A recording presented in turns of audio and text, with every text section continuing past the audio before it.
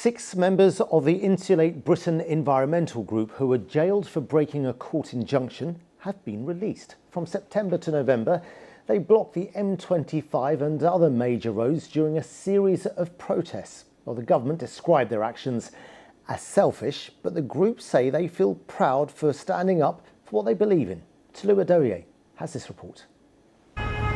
They caused misery for drivers. My patients are not going to be, happy about this.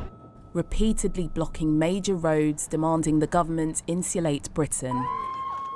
Today, some of those jailed for ignoring injunctions were released from prison, and it would appear the weeks inside have only strengthened their resolve.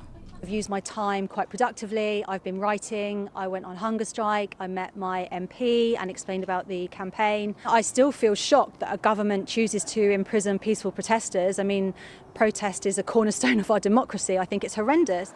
But the government is strengthening laws around this type of action. The protests weren't just a nuisance for drivers. They cost the Met £4 million to police, with more than 850 arrests between September and November.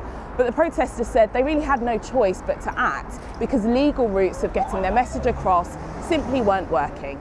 A government spokesperson has told us freedom to protest within the law is a fundamental part of our democracy, but the police must swiftly deal with the selfish minority of protesters whose actions endanger the public, jeopardise security or stop people going about their lives. But the activists believe it's the government who aren't acting in the public's best interests. Society is going wrong, and I feel that I have to. It's my duty to point it out, and if I have to break the law to point it out, that's what I'll do.